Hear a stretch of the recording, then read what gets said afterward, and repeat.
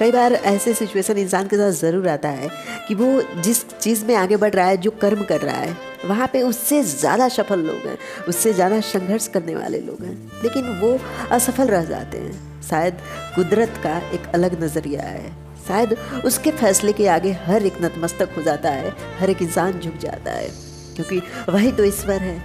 तब मानने के लिए मन मजबूर होता है कि कोई तो ऐसी शक्ति है जो सबको चला रही है, कोई तो ऐसी शक्ति है जिसके वजह से हम श्वास ले रहे हैं, चल रहे हैं, हमारी जिंदगी है, क्योंकि वो शक्ति जीवित है, वो शक्ति अदृश्य है, हम उसे देख नहीं सकते, लेकिन है, ये मानना तो होगा।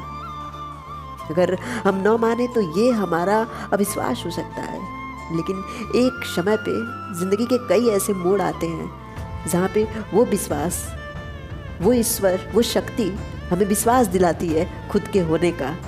जहाँ नामुमकिन होता है वो मुमकिन हो जाता है, क्योंकि कहीं न कहीं वो शक्ति है जो अपने होने का आपको प्रूफ देती है। हाँ, मैं हूँ, तुम मुझे नकार नहीं सकते, तुम सोच सकते हो, तुम अपने सोच का निर्णय निष्क्रियता से ले सकते हो, लेकिन उस निष्क्रियता में भी मैं जीवित हूँ।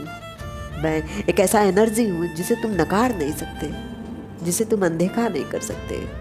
ये तुम्हारी तर्क पे, तुम्हारी बुद्धि पे निर्भर नहीं करता। शायद वो शक्ति उससे भी परे है, उससे ऊपर है। कुछ लोग अपने जीवन में बिना कुछ किए बहुत कुछ पा जाते हैं, और कुछ लोग अपने पूरे जीवन संघर्ष करते रहते हैं और उन्हें कुछ नहीं मिलता। तो कहीं न कहीं ये मजबूर होता है इंसान बोलने के लिए कि भाग्य है, ईश्वर है।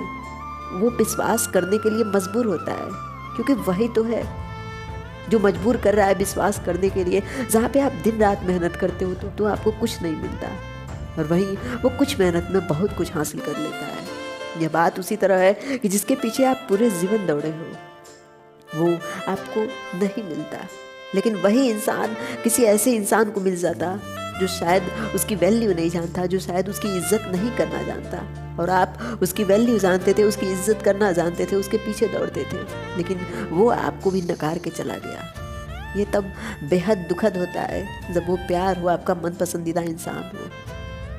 तब आप अपने आप पे सवाल उठाते हो, ईश्वर पे सवाल उठाते हो कि अगर तुम हो तो जो उसकी कीमत समझता है उसे क्यों नहीं सौंपना चाहते, बल्कि उसे सौंप रहे हो जो उसकी कीमत नहीं जानता, जो हर बात में उसका अपमान करता है। और अगर ईश्वर है तो कहाँ है, जिनकी निगाहें इस तरह बंद हैं कि वो सही को देखना नहीं चाहते, वो गलत का काम जल्दी कर देते हैं, लेकिन सच्चाई का काम बहुत देरी से करते हैं। क्या ईश्वर को ये नहीं दिखता?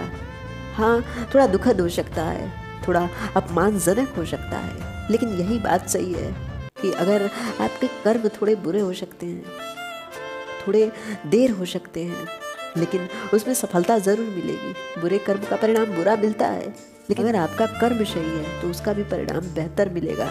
बस यही बात है कि अच्छे कर्मों में थोड़ा देर लगता है और बुरे कर्मों में जल्दी से सफलता मिलती है, क्योंकि ईश्वर उसे जल्दी से गिरा भी देते हैं, और अच्छे कर्म धीरे धीरे सफलता के नज़दीक पहुंचाता है और धीरे धीरे उस सफलता से नीचे उतारता है। कहीं न कहीं वहाँ से नीचे उतरना एक और सफलता की तरफ ले जाता है, और असफलता हमेशा के लिए नीचे गिरा देता है।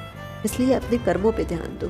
कुछ त्रुटियाँ हो सकती हैं जिन्हें तुम बदल सकते हो, जिन्हें एक और कोशिश से सही की जा सकती है, लेकिन अगर वो सफलता एक बुरे कर्म से मिलता है तो कहीं न कहीं वो सफलता तुम्हारे जीवन को बर्बाद कर देगा, एक बुरे कर्म का नतीजा बना देगा, जिसे परिणाम स्वरूप तुम स्वीकार भी नहीं कर पाओगे।